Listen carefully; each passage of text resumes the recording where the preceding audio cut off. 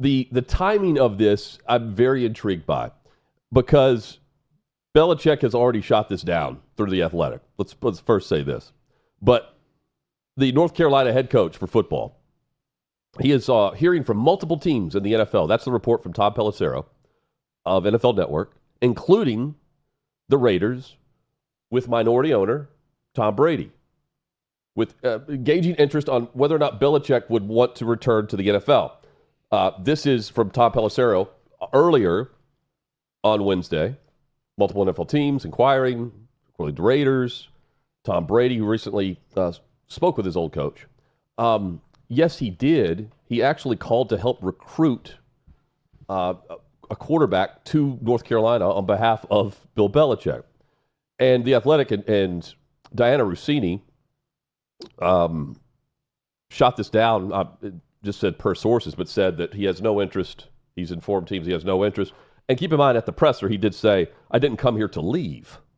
So that would be incredibly disingenuous. But he did sign a contract with a $1 million buyout post June 1st. Right now, it would cost the team $10 million. Why I'm confused is, if you were interested in Bill Belichick, you had your opportunity. You back channel like anyone would, despite rules and regulations. There were teams that fired their coach during the season and would have to pay $10 million to buy him out of a contract, and knew that he was, flirting with college football. And it didn't seem like a month ago anyone was really knocking on his door. I would certainly call Bill Belichick if I were an NFL owner and I had an opening for head coach. It's confusing why many didn't. But I'm also confused as to why now this report's surfacing that Belichick was even called as we sit here today in January when he was available for the full year. Yeah, this feels like a very clickbaity report. And I'm not saying that, the report is not legit or anything like that. I'm sure the sourcing is fine, and they know that some people have back-channeled and want to gauge interest if he wants to get in the NFL. But here's the problem I have with this, and I had the same issue a year ago. When Bill Belichick was out in New England, we immediately tried to play matchmaker about which organization, which owner would work best with Bill Belichick. But we were doing that with the understanding that if you are a team that wants Bill Belichick, you're just going to go hire Bill Belichick. Well, then he started interviewing, and you got reports about his interviewing and how the interviews went. I'm thinking, why is Bill Belichick even interviewing for a job? This would be like asking Tom Cruise to audition. Right. I just feel like the guy, you want to know who I am? Here's who I am. My entire NFL life has been documented. You've seen the track record in New England. You've seen me in press conferences. You've seen me talk about the game. Like, you know what you're getting. If I'm a movie director, I'm not saying, I kind of want to get that Tom Cruise fella to come in and audition for the lead role in this movie. No, you go to Tom Cruise's agent, you offer him the gig. And then the agent comes back and says, well, he's interested in the script. Here's his quote. This is what you got to pay to get him, and we'll try to put you on the schedule. Can you shoot a movie in the next 2 years? Because he might have a 2-month window in the next 2 years, and that's it if you want him. That's how it works. I figured that's how it worked with Bill Belichick. So going back to this report, Hut, if you wanted to hire Bill Belichick, I don't think you're just gauging his interest in an NFL job. You're doing exactly what you talked about. You're going to him before he takes the North Carolina job, and you're saying, we're going to have an opening. We want to hire you. We know who you are, and we want you to build back this organization and be the head coach. I don't understand the audition process with him. Here's my one theory that would tie in, because it's post-June 1st. You wouldn't pay the $10 million to buy him out. You'd wait, right? It's the fact that you have the Raiders could be a part of this with Vrabel. You would create a role for Bill Belichick in the NFL. It just wouldn't be head coach, right? You could have a part of your entire plan with your staff in the front office, Bill Belichick. Tom Brady is a minority owner of the franchise, and you could hire Mike Vrabel. That could be what the calls were about, but it's multiple calls from multiple organizations, according to Pelissero. That's the intriguing part as to the timing of this. And the timing didn't take very long on the timing for this to be reported that Bill Belichick stayed. This from Diana Rossini. Belichick has no plans to return to the NFL per sources. I'm told his sole focus is on coaching and recruiting for North Carolina as he continues building the Tar Heels' future. He's recruiting today in New Jersey. I think he's having a good time with it. Yeah, I do too. And I guess I'm kind of surprised. I'm still surprised he's a college coach. Well, I think he's a guy who wants to coach. That's clear. Coach, yes. With taking this job. So, And by the way, I love that whole concept of you hire Bill Belichick to be the John Elway or Dan Marino figurehead of the organization, not just a figurehead, but president, someone who's over the general manager, president of football ops, whatever you want to call him. Yeah. And then you get a familiar coach with him like a Mike Vrabel. Makes sense in Las Vegas. That seems to me like a very serious football move I for think some organization. That is what they're calling If you about. want to be a serious organization, that's a move you make and let that crew build stability within the team. And that's why you wouldn't be able to call and present that to Belichick at a month or so ago.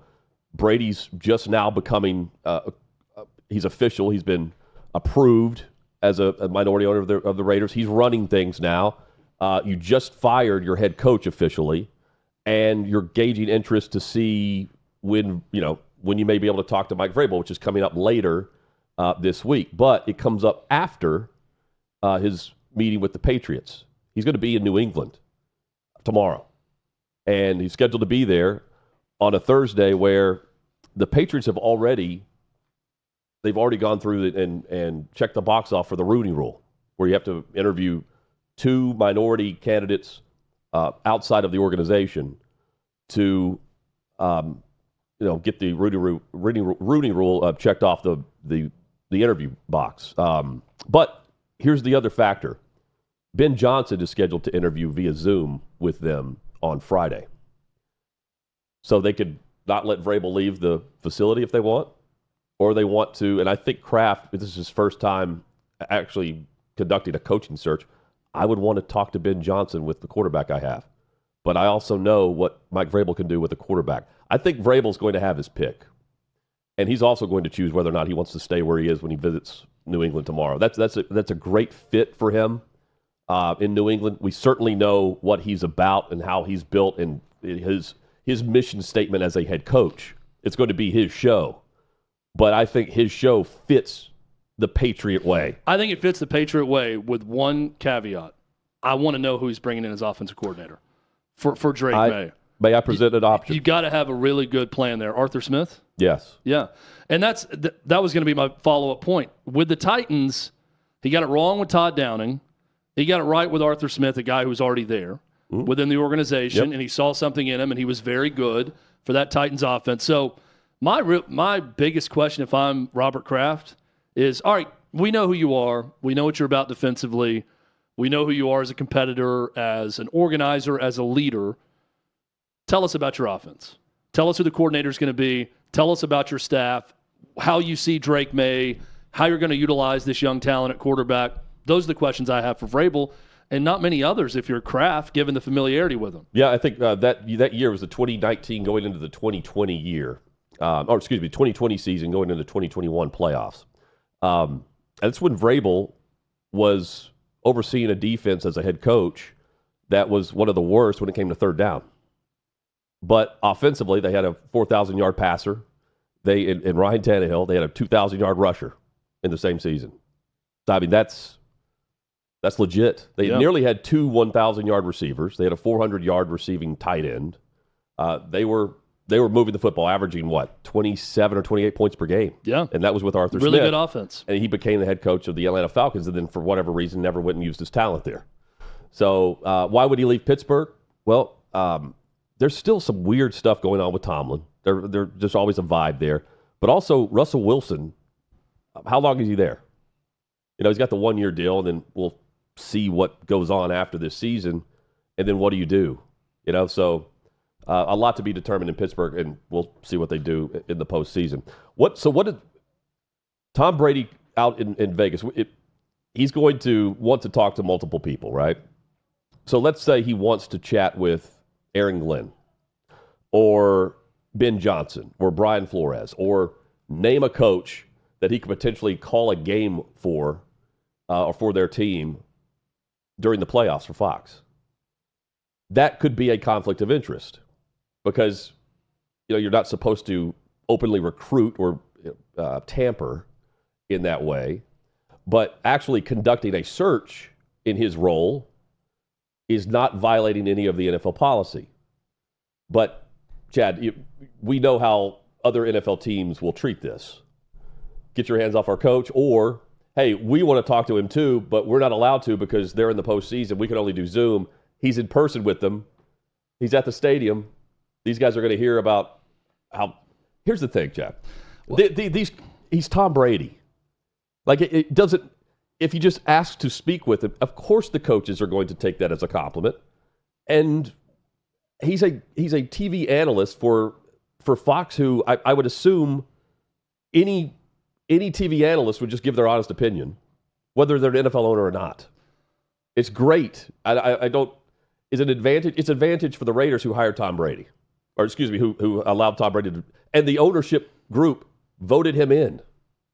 That's the other factor here for me. So here's my thing with all of this, right? Either lighten the rules on some of this stuff. If you like Brady being in both worlds and you're fine with it, with the publicity and everything else, and you don't think it's some huge advantage that he's getting by being on television and being on the broadcast, then ease up on some of these restrictions and rules with him. Or I don't know how this continues. Like this whole song and dance of Tom Brady, it's got to be annoying, pretending to be an analyst for Fox, but he can't say anything.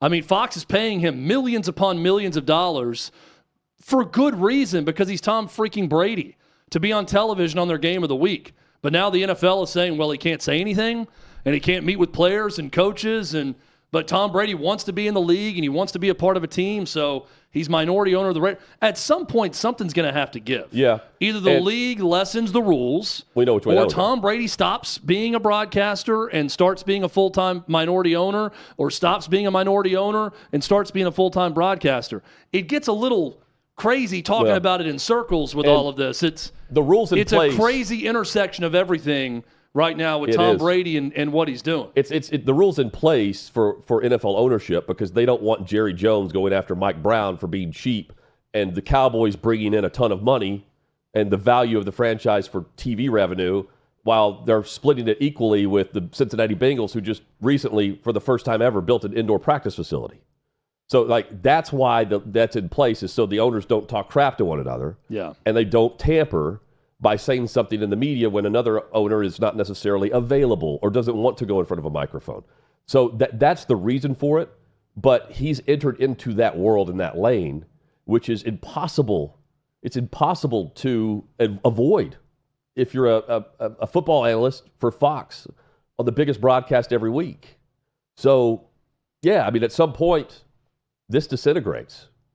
And we know which way it's going to go. I mean, I think anybody has an opportunity to buy into the NFL does it, and then they focus on that. And right now, he's focused on hiring their next head coach. Pretty simple decision.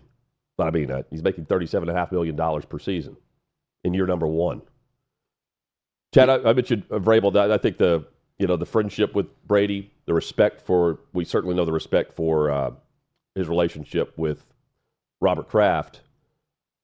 I mean, he's already interviewed with the Jets. I thought it was playing chess, because he got an inside look at the Jets' mess, and he could easily go to the Patriots, where everyone has him linked up. I wonder if he just takes his time, or if he just immediately, now that the Patriots can officially hire him, takes the gig tomorrow. He doesn't really. Kraft doesn't really need to interview him. But if I'm Mike Vrabel, look, I'm still surprised he didn't get a job last year when he interviewed for all of them. So that's fresh on my mind. If I'm him too, I got passed over a year ago, so I don't think you sit around and wait on an offer. Well, that's been on his mind. If you get offered by someone, take it. Well, he's if it's a job you want, if it's not some, you see some terrible situation that's brewing, but if it's a good, and all of them are good to different levels of NFL coaching jobs. I think it's pretty clear, though, take it. that if they were able to hire him last year, they would have, the Patriots, if not for the contract. Well, if they hire him now, it's pretty clear. If they hire Ben Johnson, it's not.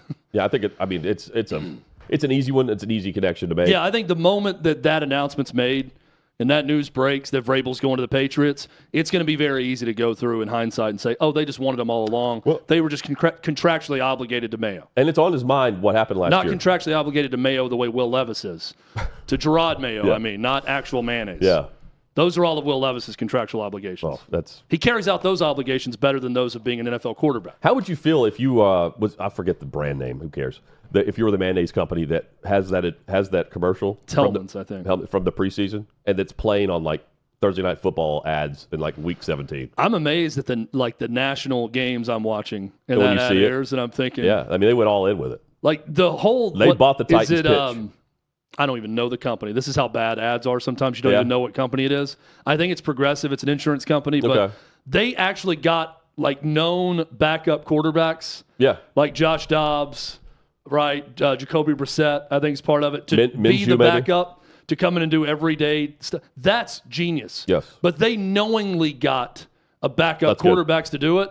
Hellman's went out and got this guy that we're going to show you right here, who's a backup, but they thought was a starter in the NFL, who was the time. But if anyone had ever watched him, knew he was eventually going to be a backup in the league, thinking he's a star.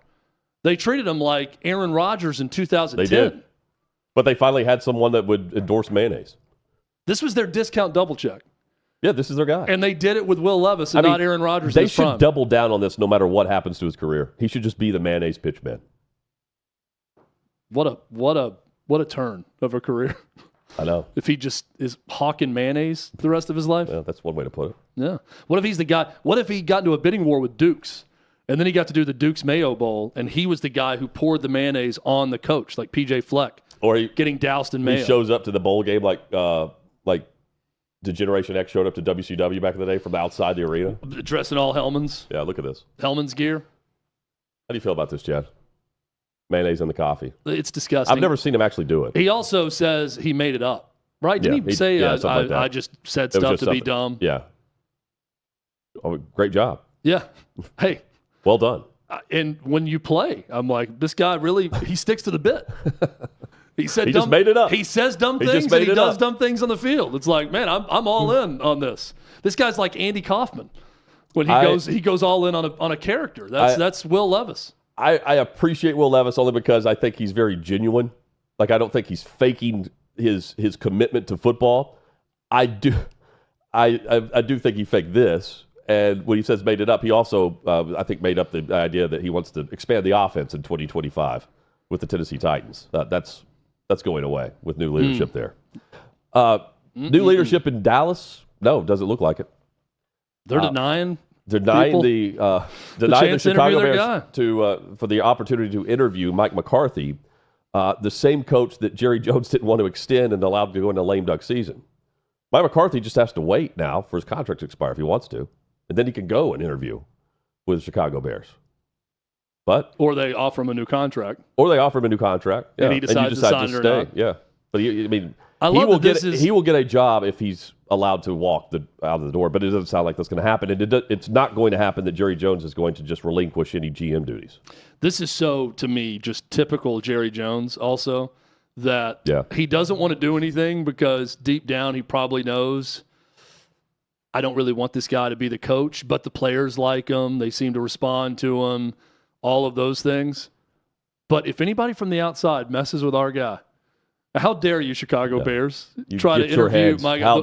That's all he needed, though. My God, you will not. He needed the flirtation of one other owner or one other NFL team, and now I bet he's all back in on Mike McCarthy. Okay. And he's going to say, see, I told everyone, all you Cowboys fans, he's a hot commodity. This guy was going to get hired and snatched up by an NFL team, and they came in for our guy, and I, Jerry Jones, stopped it at the pass. That's what I do for you Cowboys fans. What took so long for us to find out he was such a great actor? He's 82 years old, and we're just learning this about the guy. We learned that he could actually have sex with a woman and possibly conceive a child with a younger option. Continues to amaze. Possibly. Prior to allegedly him acting and doing it so well that it's phenomenal. Chad, your thoughts?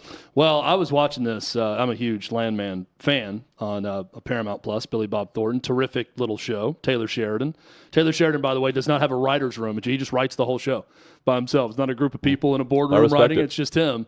And Jerry Jones, in the first 5 minutes of the latest episode, had a cameo, and it was outstanding. It was great. Did it make you cry? No, look, I think the best acting doesn't look like acting. Yeah, I don't think Jerry Jones is really acting in this. He was doing something he's probably talked about a lot at speaking events or whatever, but he just goes into this monologue about how the best thing he did was hire his kids to work with him so they were around all the time. Yeah. And but it's incredible. He's in between John Hamm and Billy Bob Thornton, two award-winning actors And a huge set. that are pros. Yeah. Yeah, but he's in a hospital room, and it's John Hamm in the hospital bed. It's Billy Bob Thornton in a chair next to him, and he's in between these two giant stars that have been acting for many years that are great at what they do. And he not only holds his own, he steals the show. Well, I mean, it's also in this difficult scene. to just It's show a up. star turn for Jerry Jones. It's very difficult to just show up and hey, just do this, just be yourself.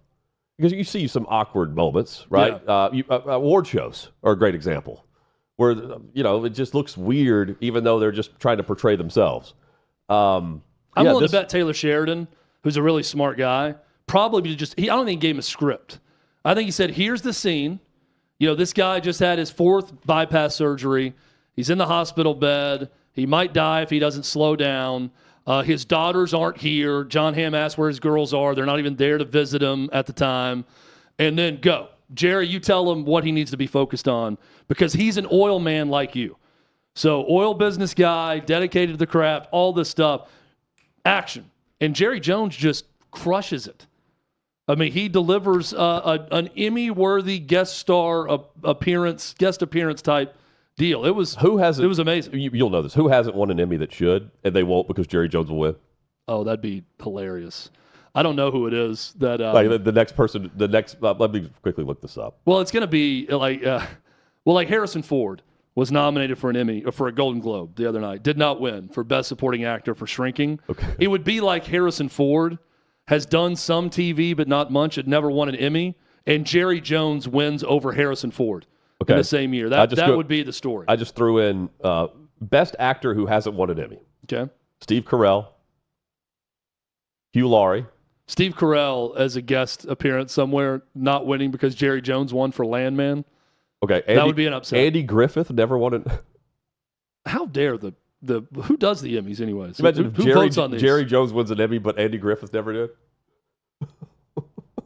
And Jerry just starts talking about how Andy was one of his heroes, favorite shows growing up. When I was born in 1942. Sorry, Andy Griffith was a big part of my life, and I took the award he could never win. Oh, that's fun. Angela Lansbury never won an Emmy.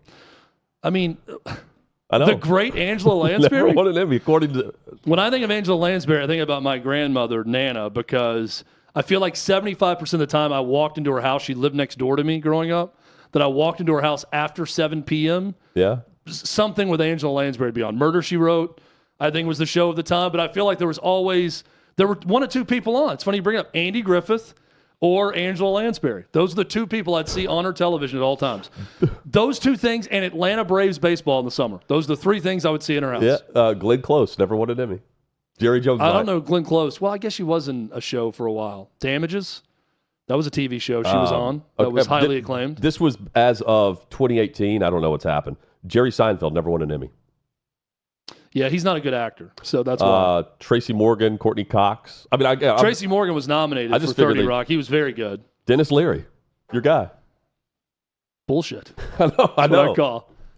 Dennis Leary not winning one? Rescue Me was the show he was on? But Jerry Jones, he will. I don't know what the parameters are for time on screen to get it. Yeah. But they always have like the one, special guest appearance in one episode. Then they have an award for that. Special guest appearance, special guest actor wins an Emmy, and it's someone who's usually in one episode of a show. This is it. Could be Jerry Jones. Now, he's only on screen for 3 minutes of the episode, but compelling. Beautiful. It was a hell of a 3 minutes. Beautiful art. I might go back and watch it tonight just to see By it the again. Way, I don't blame him if he doesn't want to give up his GM role. I mean, for all of the praise that Mike McCarthy receives for the 3 straight seasons of 12 wins, Jerry Jones put that team together. He's overseeing that. So, I mean, I don't want to give him too much praise because I've seen what has happened and the patience, a lot of patience really with the 2 most recent head coaches. But, I mean, he's the owner of the most valuable franchise on the planet. And he also wants to, good for him. Here's why regardless of what he does that's dumb or people question or whatever, I'll never criticize Jerry Jones for any decision he makes or staying in power as long as he wants and does whatever he wants for this reason. And watching that scene on Landman will show you this. I believe the guy. Like, I believe that the Dallas Cowboys is the culmination of his life's work and that he legitimately cares more than any fan will ever care. So I'm good with that dude. He talks to his fan base. I mean, he talks to them like people. That's a good point. He doesn't duck the media. He answers tough questions. He is all in on the Dallas Cowboys. Except for this year on the Dallas radio. That guy's not passionate about leasing rights for oil that got him rich. Yeah. I mean, he's still getting rich off all that, but he's passionate about owning the Dallas Cowboys. And he owns ESPN. They talk about him every day. Yeah. He owns Stephen A. Smith. Also. Yeah, I mean, he owns He owns his mind. Everyone. He owns residents inside of his head, that's for sure. We'll talk about Jerry Jones acting. It'll be hashtag Cowboys on this. Yeah. I think look, he gets to do whatever he wants for that reason, just because I believe he truly cares more than any one Dallas Cowboys fan. I can't say that about every NFL owner. I can't say that about many NFL owners or team owners.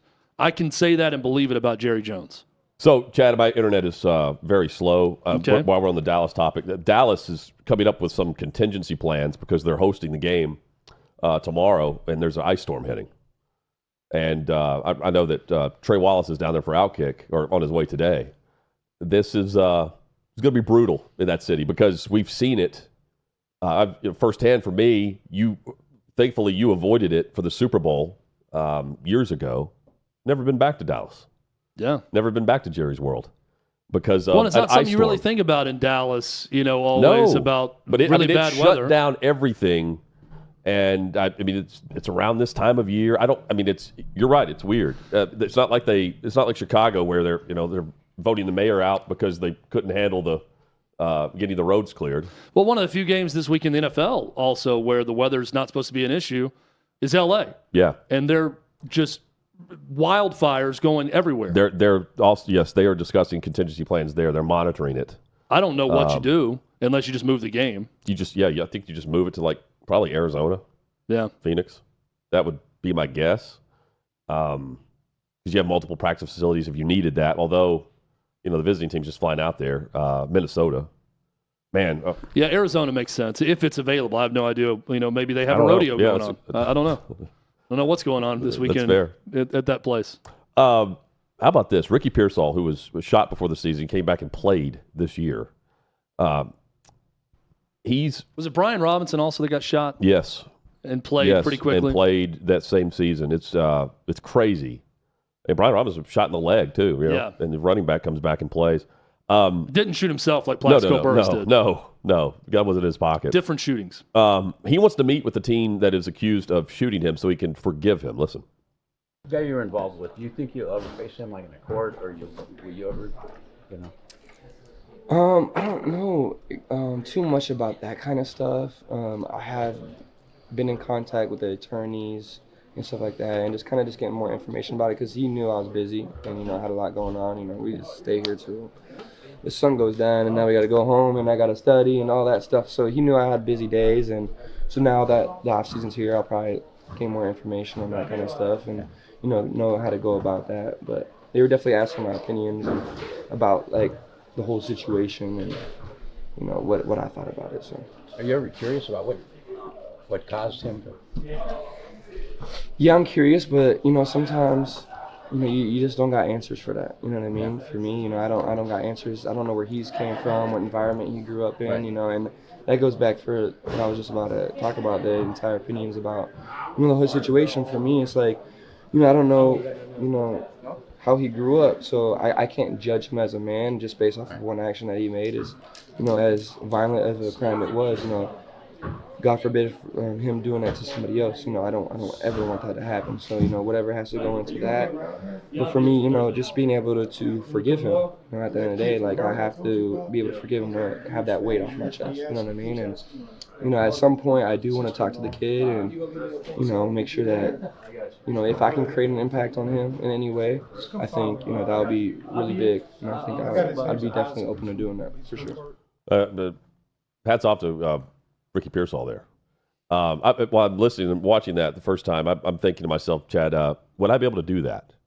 And I think the situation for me would be, we're talking about a juvenile. I think that makes it easier. Yeah. But it would be extremely difficult. And there's a lot of juveniles committing a lot of crimes all over the country too. But if it's specifically, well, you know what I mean? Like if it's an adult,